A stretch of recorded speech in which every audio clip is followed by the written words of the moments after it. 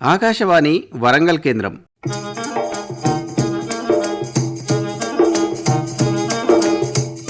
కిసాన్ వాణి వ్యవసాయదారుల కార్యక్రమం.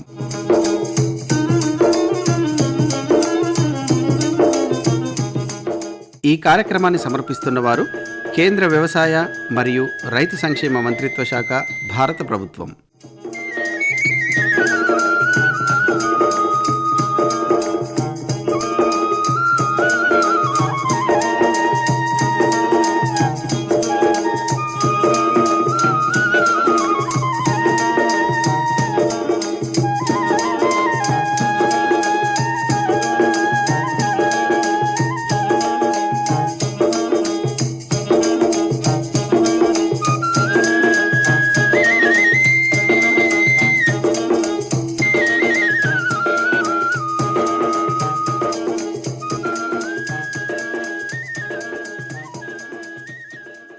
ఈనాటి కిసాన్ వాణి రైతు సోదరుల కార్యక్రమంలో పొట్టేళ్ల పెంపకం, యాజమాన్యం, మార్కెటింగ్ ఈ అంశంపై తొర్రూరు మండలం సోమారం గ్రామ పశు వైద్యాధికారి డాక్టర్ బి రాజశేఖర్ గారితో పరిచయ కార్యక్రమం ఉంటుంది.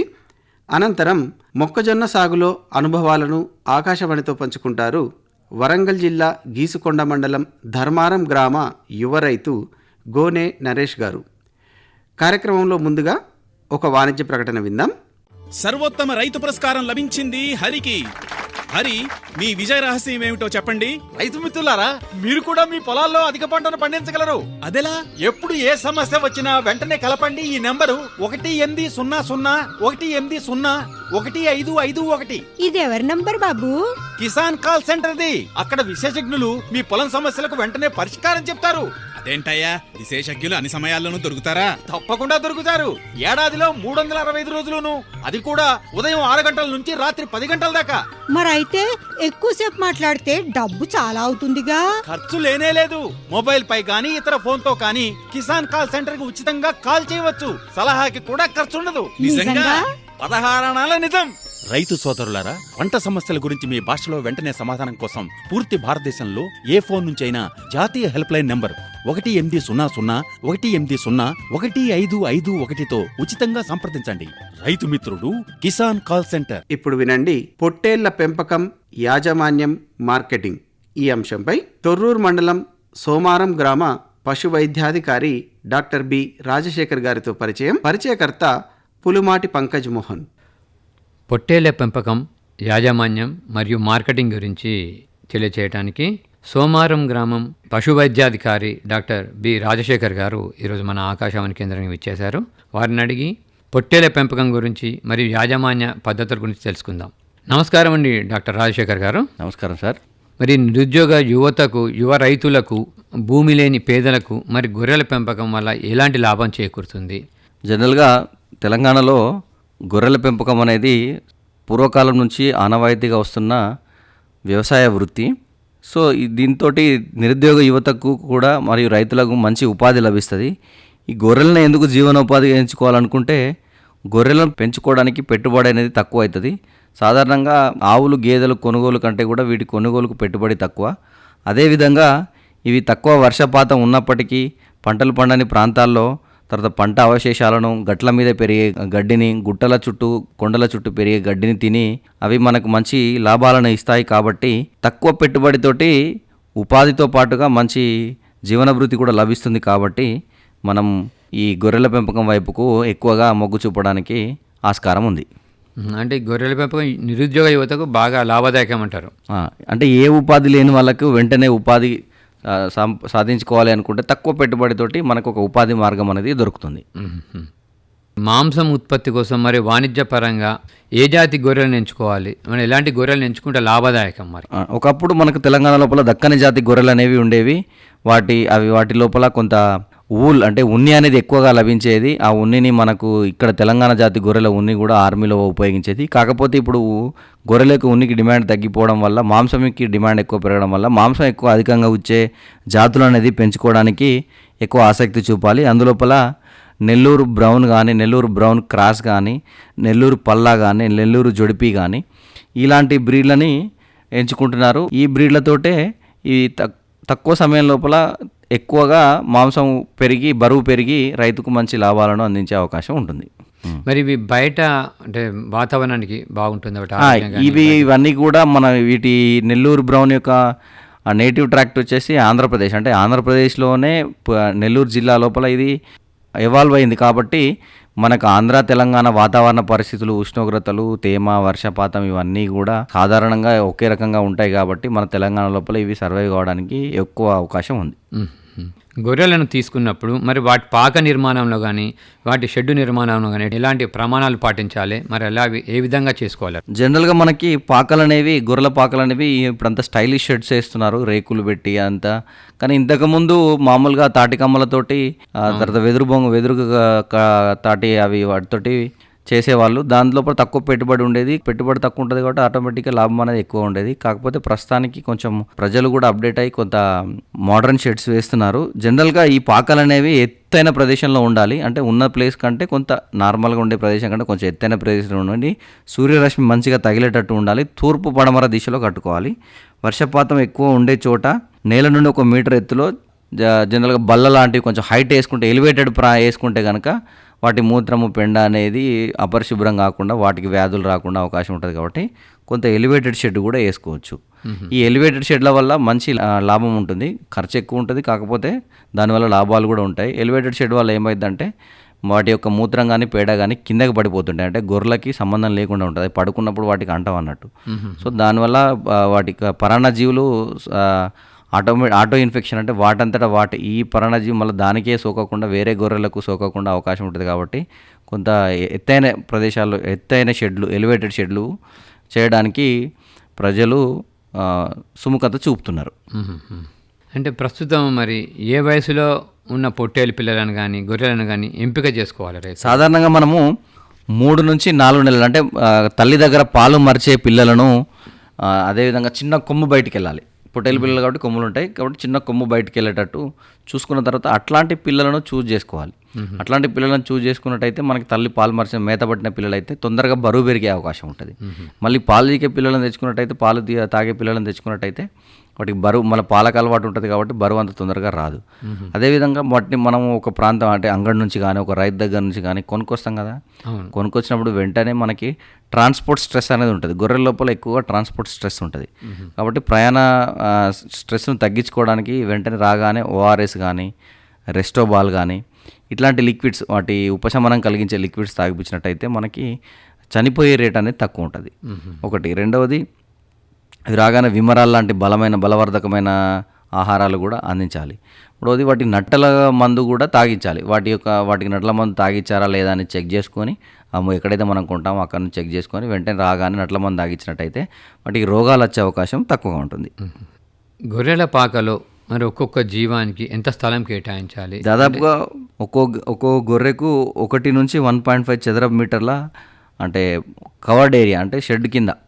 తర్వాత ఓపెన్ ఏరియా అనేది సేమ్ 1.5 to 2 మీటర్స్ అనేది ఓపెన్ ఏరియా. అంటే గొర్రెల షెడ్లు ఎట్లా ఉండాలంటే కవర్డ్ ఏరియా ఉండాలి, ఓపెన్ ఏరియా ఉండాలి. రాత్రంతా షెడ్ కింద పడుకోవాలి గొర్రెలు, మళ్ళీ పొద్దున్న లేసి వచ్చి బయట ప్రాంతంలో పడుకోవాలి గాలి వెలుతురు కోసం. అట్లా అయితే మనకి ఈ అపరిశుభ్రం అనేది తగ్గి పరిశుభ్రత అనేది పెరిగి మనకి వ్యాధులు రాకుండా అవకాశం ఉంటుంది. ఈ సాంద్ర పోషణ విధానం ద్వారా గొర్రె పిల్లలను త్వరగా ఎలా పెంచుకోవచ్చు, ఎలా అభివృద్ధి చేసుకోవచ్చు? అయితే ఈ 3 నుంచి 4 వయసు తెచ్చిన పిల్లలు వెంటనే మేత పట్టాయి కాబట్టి కొద్దిగా వాటిని అలవాటు చేసుకుంటూ ఉండాలి. ఈ రకంగా పొట్టేళ్ల పెంపులో యాజమాన్యం లోపల 3 రకాల పద్ధతులు ఉన్నాయి.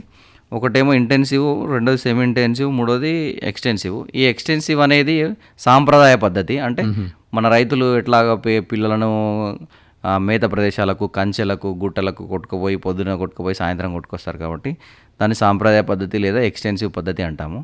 ఎక్స్టెన్సివ్ పద్ధతిలో కొంత బరువు అనేది కొద్దిగా లేటుగా పెరుగుతుంటుంది, అంటే ఎక్కువ కాలం గొర్రెలను మేపాల్సి ఉంటుంది. సెమీ ఇంటెన్సివ్ పద్ధతి అని ఉంటుంది. సెమీ ఇంటెన్సివ్ అంటే ఒక 3 నుంచి 4 గంటలు బయట మేపడము, తర్వాత వాటి షెడ్లోకి తీసుకొచ్చి వాటికి సంబంధించిన పచ్చిగడ్డి కానీ ఎండుగడ్డి కానీ దానా కానీ ఇవ్వడం వల్ల కొద్దిగా బరువు ఇంకొంచెం ఎక్కువగా పెరిగే అవకాశం ఉంటుంది.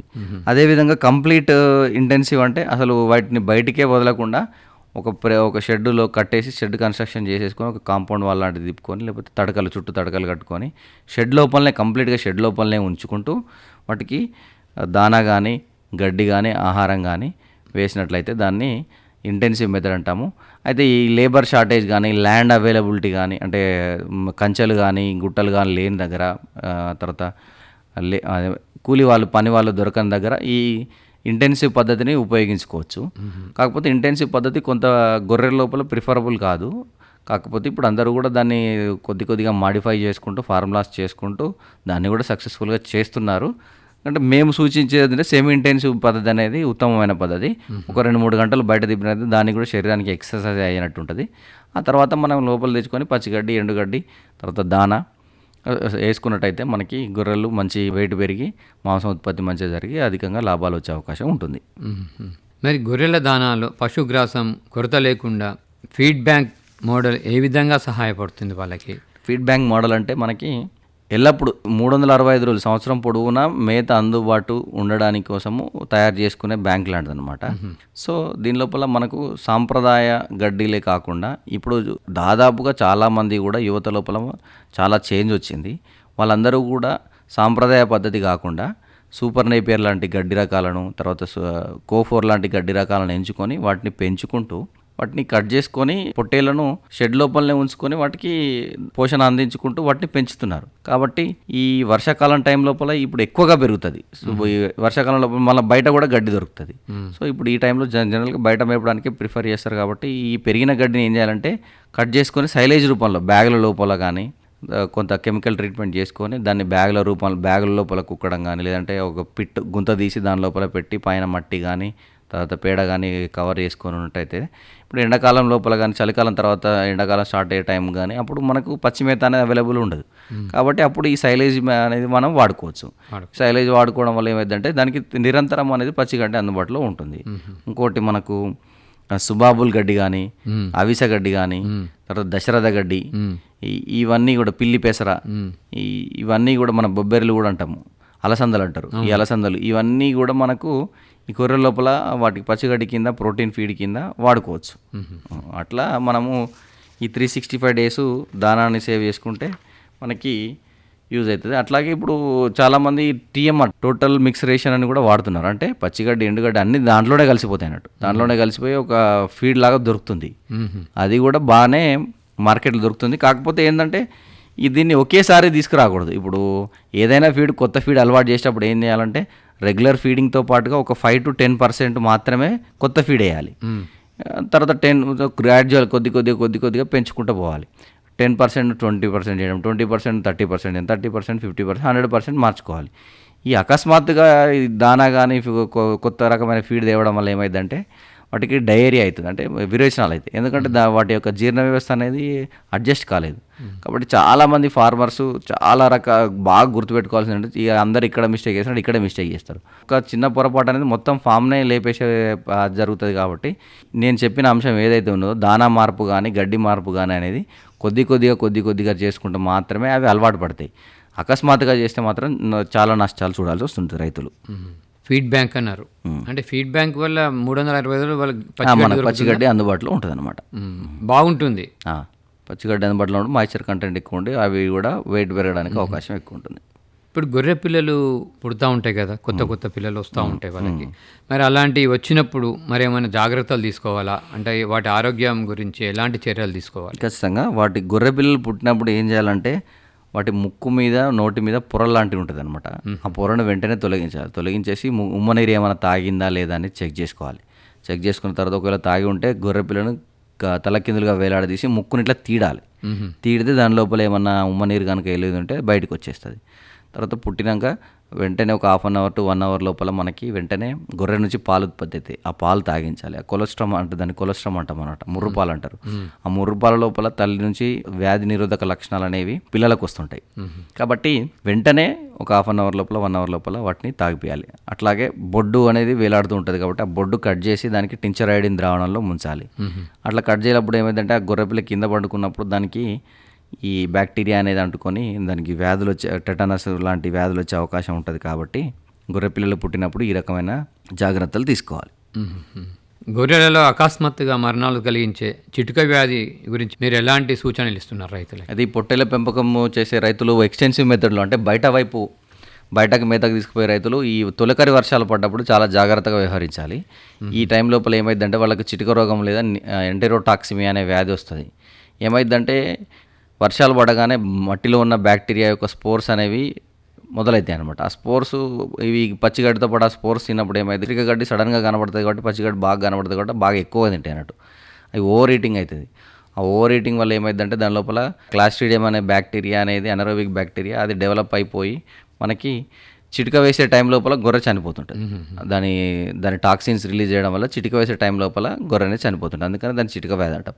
కాబట్టి రైతులు తొలకరి వర్షాలు పడే ముందటనే మనకి ఈటీ వ్యాక్సిన్ అనేది ప్రభుత్వం తరపున సప్లై చేయబడుతుంది. అది ఖచ్చితంగా వేసుకోవాలి.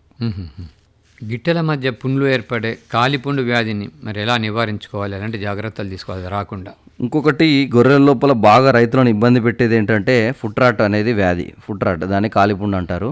అది ఏమైందంటే బురదలోకి, ఇప్పుడు వర్షాకాలం లోపల బురదలోకి మేతకి వెళ్ళినప్పుడు వాటి గిట్టల మధ్య మట్టి ఇరికడము, తర్వాత బ్యాక్టీరియా ఇన్ఫెక్షన్ వల్ల ఏమైందంటే అవి నడవలేకపోతుంటాయి. నడవలేకపోవడం వల్ల వాటి యొక్క యాక్టివ్నెస్ అనేది ఉత్తేజతనం అనేది తగ్గి ఎక్కువగా మేత మేయలేక బరువు అనేది తగ్గిపోతుంటుంది. కాబట్టి రైతులు కుంటే గొర్రెలను గమనించినప్పుడు ఏం చేయాలంటే వాటి కాళ్ళను పొటాషియం పర్మాంగనేట్ తోటి నీట్గా కడగాలి. ఆ పొటాషియం పర్మాంగనేట్ కూడా మన దగ్గర ప్రభుత్వ పశు వైద్యశాలలో ఇస్తాము. దాన్ని కడిగి దానికి బోరిక్ యాసిడ్ కానీ లేదంటే యాంటీబయాటిక్ ఆయింట్మెంట్ కానీ పెట్టుకోవాలి. లేదు అనుకుంటే మనకి 10% ఫార్మాలిన్ లిక్విడ్ కూడా దొరుకుతుంది. ఆ 10% ఫార్మాలిన్ లిక్విడ్లో ముంచినప్పుడు ఈ కాలిపుండు అనేది తగ్గిపోతుంటుంది. ఇప్పుడు గొర్రెల పెంపకందారులు అధిక లాభాల కోసం తమ ఉత్పత్తులను ఎలా మార్కెటింగ్ చేసుకోవాలి, ఎక్కడ చేసుకోవాలి? జనరల్గా మనకి ట్రెడిషనల్గా అంటే సాంప్రదాయంగా వచ్చే పద్ధతి ఏంటిదంటే రైతులు 6 నెలలకు ఒకసారి లేదా 3 నెలలకు ఒకసారి లేదా 6 నెలలకు ఒకసారి పెరిగిన పొట్టేలు పిల్లను తీసుకొని అంగడికి వెళ్ళడం కానీ లేదంటే మధ్యవర్తులు వీళ్ళ దగ్గర రావడం కానీ జరుగుతుంటుంది. దాని లోపల వాళ్ళు 70 to 80% మాత్రమే వీళ్ళకి రేటు పెట్టే అవకాశం ఉంటుంది, ఆస్కారం ఉంటుంది. సో దానివల్ల రైతులకు నష్టం జరిగి మధ్యవర్తులకు లాభం జరుగుతుంటుంది. కాబట్టి రైతులు ఏం చేయాలంటే గ్రామంలో ఉన్న రైతులంతా కలిసి ఒకటే FPO అంటే ఫార్మర్స్ ప్రొడ్యూసర్ ఆర్గనైజేషన్ లాంటిది ఏర్పాటు చేసుకొని, రైతు ఉత్పత్తి సహకార సంఘం లాంటిది ఏర్పాటు చేసుకొని దాని ద్వారా డైరెక్ట్గా కన్జ్యూమర్స్కి అమ్మినట్లయితే వీళ్ళకి ఎక్కువగా లాభం జరుగుతుంది. ఎప్పుడైనా సరే పాడి పశువుల్లో కానీ గొర్రెల్లో కానీ కోళ్ళ పెంపకంలో కానీ ఎవరైతే లాస్ట్కు తింటారో ఎండ్ కన్జ్యూమర్ ఉంటారో వాళ్ళకి అమ్ముకున్నట్లయితేనే మనకి ఎక్కువగా ప్రాఫిట్ వచ్చే అవకాశం ఉంటుంది. కాబట్టి వీళ్ళు ఏం చేయాలంటే వీళ్ళందరి తరపున ఒక మటన్ షాప్ లాంటిది పెట్టుకోవడం కానీ లేదంటే ఫంక్షన్లకు పెళ్ళిళ్ళకు వీళ్ళే మటన్ సప్లై చేయడం కానీ, లేదు అంటే బై ప్రొడక్ట్స్ అంటే ఉప ఉత్పత్తులు అంటే డైరెక్ట్ మటనే కాకుండా నగ్గెట్స్ లాంటివి, సాసేజ్ లాంటివి, తర్వాత మటన్ చీకులు. ఇప్పుడు మనకు మహబూబ్ నగర్ టు కర్నూలు వెళ్ళేటప్పుడు మటన్ చీకులు అని దొరుకుతుంటాయి. ఇప్పుడు కిలో మటన్ 1000 రూపాయలు ఉంటుంది, కానీ అదే చీకులు తయారు చేస్తే 3000-4000 కూడా కిలోకి సంపాదించుకోవచ్చు. ఆ రకంగా బై ప్రొడక్ట్స్ తయారు చేయడం కానీ లేదంటే వీళ్ళ లోపల వీళ్ళే అందరూ కలిసి కరెక్ట్గా ఉండి ఒక యూనిట్ ఏర్పాటు చేసుకోవడం కానీ సప్లై చేసినట్టయితే ఎండ్ కన్జ్యూమర్కి సప్లై చేసినట్టయితే అది బెస్ట్ మార్కెటింగ్ అవుతుంది. మళ్ళీ రొటీన్గా వీళ్ళకి ఇవ్వడం అనేది మధ్యవర్తులకు ఇవ్వడం ద్వారా వీళ్ళు పెద్దగా నార్మల్ లాభాలే వస్తుంటాయి. కాబట్టి ఈ రకంగా ఈ కొత్త రకమైన మార్కెటింగ్, ఇప్పుడు సోషల్ మీడియా మార్కెటింగ్ కూడా చాలా ఎక్కువైపోయింది.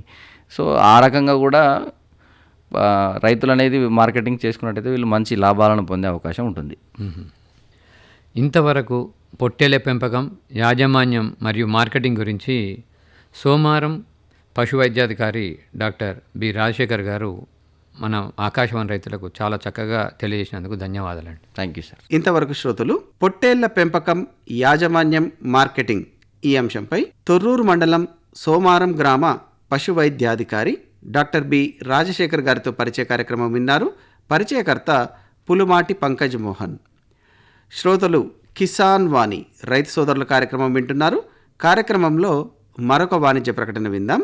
ప్రధానమంత్రి కిసాన్ సమ్మాన్ నిధి ఈ పథకం కింద 2 హెక్టార్ల వరకు పొలం కలిగిన రైతుల కుటుంబాలకు ఏడాదికి 6,000 రూపాయలు చెల్లించడం జరుగుతుంది. అది అర్హత గల రైతులకు 2,000 రూపాయల చొప్పున 3 వాయిదాల్లో నేరుగా వారి ఖాతాల్లో జమ చేయబడుతుంది. ఈ సన్న చిన్నకారు రైతుల కుటుంబాలను రాష్ట్ర ప్రభుత్వాలు ఎంపిక చేస్తున్నాయి. ఈ పథకం యొక్క పూర్తి ఖర్చును భారత ప్రభుత్వం భరిస్తోంది. ప్రధానమంత్రి కిసాన్ సమ్మాన్ నిధి రైతుల వ్యవసాయానికి సరికొత్త గౌరవం. వ్యవసాయ మరియు రైతు సంక్షేమ మంత్రిత్వ శాఖ, భారత ప్రభుత్వం ద్వారా జనహితార్థం జారీ. ఇప్పుడు వినండి, మొక్కజొన్న సాగులో అనుభవాలు ఈ అంశంపై వరంగల్ జిల్లా గీసుకొండ మండలం ధర్మారం గ్రామ యువ రైతు గోనే నరేష్ గారితో పరిచయకర్త పులుమాటి పంకజ్ మోహన్. గోనె నరేష్ గారు, ధర్మారం గ్రామంలో మీరు మొక్కజొన్న సాగు చేస్తూ ఉన్నారు కదా? అవును. ఇప్పుడు ఇంత ఎత్తు పెరిగింది మొక్కజొన్న. ఇప్పుడు ఎన్ని రోజుల కింద వేసారు ఇది? ఇది నెల అవుతుంది సార్. నెల అవుతుంది. నెల నెల కింద వేసింది బాగానే పెరిగింది కొద్దిగా. బాగానే పెరిగింది. అంటే ఈ మొక్కజొన్న వేసుకోవాలంటే మీరు దుక్కిని ఎట్లా తయారు చేసుకుంటారు? ఫస్ట్ దున్నించి తర్వాత పల్టర్ కొట్టిస్తామండి. పల్టర్ కొట్టించి మళ్ళీ 4 సార్లు గుంజి విత్తనం వేస్తాం. ఎకరానికి ఎన్ని గింజలు పడతాయి మీకు? ఎకరానికి వచ్చేసి 2 బ్యాగులు, అంటే ఒక బ్యాగ్ వచ్చి 4 కిలోలు ఉంటుంది సార్ మనకి. 2 బ్యాగులు పడతాయి, 8 కిలోలు. మీరు ఏ రకం ఎక్కువగా సాగు చేసుకుంటా ఉంటారు ఇందులో? ఈసారి గంగా కావేరి ఒకటి వేసుకున్నానండి. ఇంకోటి ఫీల్డ్ ఇచ్చాడండి మనకు. ఒకటి ఎవరిచ్చారు అది? మనకు వరంగల్లో ఒక అన్న తెలిసిన ఉంటే. అంటే మీకు టెస్టింగ్ కోసం ఇచ్చారు? టెస్టింగ్ కోసం. అంటే వేయండి బాగుంటే మళ్ళీ వేసుకోండి. అదేం తెలియదు మీకు, ఇప్పుడు ఫస్ట్ టైం వేసామండి. గంగా కావేరి అన్నారు. ఇప్పుడు ఎన్ని సంవత్సరాలు వేస్తున్నారు మీరు అది? ఇది 2-3 సంవత్సరాల నుంచి చేస్తున్నాను. మరి దిగుబడి ఎట్లా వస్తుంది మీకు? పర్వాలేదు, బాగానే ఉంది. గంగా కావేరి బాగా వస్తుందా? బాగానే ఉంది. అంతా ముందు ఎన్ని సంవత్సరాలు చేస్తున్నారు మొక్కజొన్న సాగు మీరు? మేము గత 10 సంవత్సరాల నుంచి చేస్తున్నాను. అధిక దిగుబడి సాధించారు ఎప్పుడన్నా మీరు? పోయినసారి వచ్చిందండి. ఎంత వచ్చింది మీకు? పోయినసారి 38 క్వింటాలు వచ్చింది నాకు. 38 క్వింటాలు వచ్చిందా ఎకరానికి? అంటే బాగుంది అన్నట్టు. కొద్దిగా కష్టపడితే మీకు దిగుబడి మంచిగానే వస్తుంది. అవునండి. అంటే వాతావరణం బట్టి కూడా దిగుబడి మారుతుందండి. ఇప్పుడు అంటే ఇది తలసుంచు, అంటే దానికి పువ్వు వచ్చి స్టే ఉంటుంది చూడండి. అప్పుడు ఏమన్నా వర్షాలు పడితే దిగుబడి తగ్గుతుందండి. ఒకవేళ వానలు లేకుంటే దిగుబడి పెరుగుతుంది. పువ్వు వచ్చే టైంలో వర్షాలు పడద్దు, పడద్దు. దాని హీలింగ్ అనేది పువ్వు అనేది దాని మీద పడితే అది కంకి అవుతుంది అండి. అప్పుడు ఒక నాన్ స్టాప్ వారం రోజులు వర్షం పడ్డది అనుకోండి, దిగుబడి అనేది తగ్గుతుంది ఆటోమేటిక్గా. అంటే వాతావరణాన్ని బట్టి కొద్దిగా దిగుబడిలో మార్పు వస్తుంది. అంటే ఈ పెట్టిన గింజలని మొలకలు వస్తాయి మీకు? వస్తాయండి. మరి ఇప్పుడు ఇలా కలుపు నివారణ ఎట్లా చేసుకుంటా ఉంటారు మీరు? ఇప్పుడు గడ్డి మందు అండి, లాడీస్ అనేది గడ్డి మందు ఉంటుంది మనకు. అది మొలిచినాక అంటే 15-20 రోజులు చిన్నగా ఉన్నప్పుడు కొట్టుకుంటే ఇప్పుడు గడ్డి ఇంకా ఉంది. ఇది కొంచెం లేట్ అయింది, ముదిరినాక కొట్టేసరికి చావలేదు ఇక. మరి తీపిస్తారా మరి గడ్డి? లేదండి, మళ్ళీ దున్నుతాం. సాలలో దున్నితే పోతుంది ఇక. మళ్ళీ దున్నినప్పుడు పోతుంది. అంటే ఎంత ఎత్తు మొక్క వరకు దున్నుతారు మీరు? వేసినాక 40 రోజుల వరకు దున్నుకోవచ్చు అండి. ఇప్పుడు ఇది దున్నేస్తే దాటిపోయింది ఆల్రెడీ. అదే అందుకే పెద్దగా ఉంది, ఇది దాటిపోయింది. ఇక పని వీలు కాక మరి ఇప్పుడు మనుషుల్ని పెట్టి తీయాల్సిందే కలిపి? కలుపు మనుషులు పెట్టి తీసుకోవాల్సింది. తీస్తేనే కదా మీకు మంచి లాభం, కొద్దిగా మొక్కకు బలం వస్తుంది. అంతే. మనం వేసిన పర్లేదు కానీ ఏది కానీ ఇప్పుడు గడ్డి లేకుండా ఉంటే మొక్కకు పోతుంది. గడ్డి ఉండడం వల్ల గడ్డికి పోతే మొక్క సగం పోతుంది. కాబట్టి వేసుకుంటా ఉంటారు. ఇప్పుడు మీకు కీటకాలు తెగులు ఏం ఆశిస్తూ ఉంటాయి? కీటకాలకి ఇప్పుడు కత్తెర పురుగు కానీ మన పచ్చ పురుగు అది ఈ గోళీలు ఏంటంటే మన తలపు వచ్చేదాకా పనిచేస్తుంది. గోళీలు వాడుతున్నారు, కత్తెర పురుగు పనిచేస్తాయండి. ప్రతి దాంట్లో మొదట్లో పైన వేయాలి. పైన వేయాలి. అన్నిటికి వేసుకుంటూ వస్తున్నారు, అందుకే మొగిలలో వేసుకుంటూ వస్తాయి. మన తలపు వచ్చేదాకా ఈ గోళీలు పనిచేస్తాయండి మనకు. అప్పటి వరకు ఒకసారి వేస్తే సరిపోతుంది. ఒకసారి వేస్తే సరిపోతుంది. ఒకవేళ మళ్ళీ పురుగు ఒకవేళ మళ్ళీ బాగుంటే మళ్ళీ ఇంకోసారి కూడా వేసుకోవచ్చు. దీన్ని బట్టి పురుగు రాకుండా దిగుబడి మంచిగా వస్తా అంటారు. అంతే అండి. మరి ఎరువుల యాజమాన్యం ఎలా చేస్తూ ఉంటారు ఇందులో మీరు? ఎక్కువ ఇలా 20-20 10-26 లేకుంటే పొటాష్ కలిపి వేసుకుంటామండి. ఫస్ట్ వేసేటప్పుడే డిఏపి వేస్తాం. స్టార్టింగ్ లో మనం మొక్కలు విత్తనం వేసుకునేటప్పుడు డిఏపి వేస్తే గింజలతో పాటు అది ఒక 40 రోజుల దాకా మనకు మొక్కలు కాపాడు ఎదుగుదల. తర్వాత మళ్ళీ దున్నేటప్పుడు యూరియా 10-26 దానికి ఒకటి ఏదైనా కలుపుకొని వేసుకున్నామండి యూరియాలో. అంటే దున్నేటప్పుడు అది కూడా వేస్తున్నాం. పశువుల పెంటలు వాడతారు? పశువు పెంట వాడడం సార్. దొరకట్లేదు అంటే ఫస్ట్ దుక్కి దున్నినప్పుడు అప్పుడే మన కోడెరువు కానీ పశువు పెంట కానీ అప్పుడు పోసుకున్నా కానీ ఇప్పుడు వాడము. అప్పుడు వేస్తారా? అప్పుడు వేస్తాం సార్. మొదట దుక్కి దున్నినప్పుడు వేసుకుంటారు? వేసుకుంటాం. మధ్య మధ్య దున్నినప్పుడు ఎరువులు వేస్తాం. వేస్తుంటాం ఇక ఒక్కసారి 45 రోజుల లోపల ఒకసారి మీరు నాగలితోని దున్నినప్పుడు మళ్ళీ ఒకసారి వాడుకుంటారు. అవును సార్. అట్లా ఎన్నిసార్లు వాడతారు ఎరువులు మీరు మొక్క మొత్తం పంట వచ్చే వరకు? 3 దఫాలు వాడతాం. 3 దఫాలు వాడితే సరిపోతుంది. మొక్కజొన్న సరిపోతుంది. ఈ మొక్కజొన్నలో కూడా మంచి అధికంగా దిగుబడి గింజలు మంచిగా రావాలండి. అంతే అంటే దిగుబడి రావాలంటే ఎరువులు మనం దుక్కి సారవంతంగా తీసుకుంటే ఆటోమేటిక్గా దిగుబడి అనే వస్తుందండి. కలుపు గిలుపు లేకుండా మంచిగా నీట్గా చేసుకుంటే ఆటోమేటిక్గా దిగుబడి వస్తుంది. నీరు కూడా పెడతా ఉంటారు? ఇప్పుడు వర్షాలు పడుతున్నాయి, పెట్టాలి. వర్షాలు పడకపోతే ఎన్ని రోజులు నీరు పెడతా ఉంటారు? 10 రోజులకు ఒకసారి పెడతానే ఉన్నాను సార్. 10 రోజులు ఒకసారి పెడతా ఉంటారు. ఈ వర్షాలు కూడా అధికంగా పడితే మరి మొక్క ఎదుగుదలకు ప్రాబ్లం అంటే మొక్క ఎదుగుదల జాలు బట్టి మొక్కను పెరగనియదండి సార్. అంటే జాలుగు మొత్తం భూమి పెరగనియదు, అట్లా నష్టమే వస్తుంది మనకు. నీళ్లు పోయేటట్టు పెట్టుకుంటారా మీరు? అన్ని నీళ్లు పడ్డాయి, మరి వర్షం నీళ్ళు కూడా ఆగకుండా చేసుకుంటారా? ఇప్పుడు ఇట్లా ఎట్లా దుంటాం కదా సార్, చాలా దుంటే పడ్డట్టు కిందకి వెళ్ళిపోతా ఉంటాయి. ఆ పద్ధతిలో మీకు మొక్కకు అనేది కొద్దిగా నయం అవుతుంది ఇట్లా నీరు నిలవకుండా. ఇంకా దీని తర్వాత ఏ పంట వేస్తారు మీరు? మళ్ళీ మొక్కజొన్న పోయిన తర్వాత మళ్ళీ కూరగాయలు లేకుండా మళ్ళీ తర్వాత అయినా మొక్కజొన్న వేసుకుంటాం. కూరగాయలు పండిస్తారు మీరు? పండిస్తాం. ఏమేమి కూరగాయలు ఎక్కువగా పండిస్తూ ఉంటారు? సోరకాయలు, బెండకాయ. ఎప్పుడు పండిస్తారా ఎక్కువగా? ఎండాకాలమా? ఎండాకాలం సార్, అంటే ఇప్పుడు మన అక్టోబర్ దాటిన తర్వాత అక్టోబర్ వరకు ఇది అయిపోతుంది సార్. అయిపోయిన తర్వాత మళ్ళీ కూరగాయలు సాగు చేస్తాం. అది ఎన్ని రోజులు వస్తాయి కూరగాయలు అనేది మీకు? మళ్ళీ అదొక 45 రోజులకు మనకు కాపుకి వస్తుంది సార్. పెట్టిన కాంచి కాపుకి వస్తే అదొక నెల వరకు ఉంటుందండి. మళ్ళీ అంటే 2 నెలల కూరగాయలు అయిపోతాయి మొత్తం? 2 నెలల్లో అయిపోతుంది. మళ్ళీ మొక్కజొన్న తయారు చేసుకుంటారు మళ్ళీ అంటే అప్పటి వరకు ఎండలు బాగా ముదురుతానేమో అట్లే ఉంటాయి సార్. లేకుండా మళ్ళీ దుక్కిపోతాం చేసుకుంటాం మళ్ళీ వానాకాలానికి. అంటే ఇప్పుడు సొరకాయ అన్నారు, సొరకాయ ఎప్పుడు పెట్టుకుంటారు? ఎన్ని రోజులకు వస్తుంది మీకు చేతికి? అది మనం పెట్టుకున్నాక నెల రోజుల తర్వాత మనకు కాపుకి వస్తుంది సార్. అంటే పూత పడడం కానీ జరుగుతుంది. నెల నుంచి 2 రోజులకు ఒకసారి కటింగ్ ఉంటుంది సోరకాయ. నెల నుండి 2 రోజులకు ఒకసారి వస్తుంది. 2 రోజులకు ఒకసారి కటింగ్ చేసుకుని మార్కెట్కి వేసుకోవచ్చు. ఎంత బాగా లాభదాయకమైన సొరకాయ అంటే మార్కెట్లో మనం డిమాండ్ సప్లైని బట్టి ఒకవేళ అంటే రేటు మంచిగా ఉంటే మనకు ఆదాయం వస్తుంది సార్. రేట్ లేకుంటే పెట్టుబడి ఎంత పడుతుంది సొరకాయ పండించడానికి మీకు? సొరకాయకు 7-8 వేలలో అయిపోతుంది సార్. అంటే పల్టర్ కొట్టుకొని మళ్ళీ చేసుకుంటే 10,000-15,000 ఖర్చు వస్తుంది. దిగుబడి వస్తే మంచి ఆదాయం ఎంత వస్తుంది? ఆదాయం వస్తుంది సార్, మంచి 50-60 వేలు దాకా వస్తాయి. మనం మంచిగా దిగుబడి వచ్చి రేటు మంచిగా ఉంటే లాభదాయకంగా 50,000 వస్తుంది ఎకరానికి ఖర్చు. ఇన్ని రకాల పంటలు పండిస్తున్నారు, మీకు ఏది లాభదాయకం రైతులకు ఎక్కువగా మీ వాతావరణానికి ఈ ఏరియాలో? ఇప్పుడున్న అంటే మందు బస్తాలు పెరగడం కానీ ఇది అన్నీ చూసుకుంటే ఒక మొక్క ఉన్న అంటే పెట్టుబడి కొంచెం తక్కువ ఉంటుంది సార్, మనకు దిగుబడి ఎక్కువ వస్తుంది. పత్తి కానీ ఏదైనా కానీ ఖర్చు ఎక్కువ రాకపోతే నష్టం కూడా ఎక్కువనే ఉంటుంది. కాబట్టి ఈ కూరగాయలు కానీ మొక్కజొన్న లాభదాయకం అంటారు. అవును సార్. ఓకేనండి, ధన్యవాదాలు. Okay, thanks sir. ఇంతవరకు శ్రోతలు మొక్కజొన్న సాగులో అనుభవాలు ఈ అంశంపై వరంగల్ జిల్లా గీసుకొండ మండలం ధర్మారం గ్రామ యువ రైతు గోనే నరేష్ గారితో పరిచయ కార్యక్రమం విన్నారు. పరిచయకర్త పులుమాటి పంకజ్ మోహన్. కార్యక్రమంలో చివరగా మరొక వాణిజ్య ప్రకటన విందాం. కిసాన్ భాయియో గాట్ బాంధ్ లో बात बहुत है काम की, समृद्धि के पैगाम की। मिट्टी के मिजाज को समझो, मिट्टी के हर राज को समझो, मिट्टी की तुम जांच कराओ, मुफ्त सॉइल हेल्थ कार्ड ले जाओ। कभी मुनासिब बीज लगाओ, सही किस्म की खाद ले आओ, जितनी जरूरी उतनी डालो, सही मात्रा खुद पहचानो, इसको अपना मंत्र बना लो, मिट्टी की सेहत तो जानो। बात बहुत है काम की, कम लागत अधिक वरदान की, किसान भाइयों गांठ बांध लो। आज ही मिट्टी की जांच कराएं, राज्य सरकार के कृषि अधिकारी से संपर्क करें और मुफ्त में सॉइल हेल्थ कार्ड पाएं। कृषि और किसान कल्याण मंत्रालय द्वारा किसान हित में जारी। ఇంతటితో ఈనాటి కిసాన్ వాణి వ్యవసాయదారుల కార్యక్రమం సమాప్తం. ఈ కార్యక్రమాన్ని సమర్పించిన వారు కేంద్ర వ్యవసాయ మరియు రైతు సంక్షేమ మంత్రిత్వ శాఖ, భారత ప్రభుత్వం.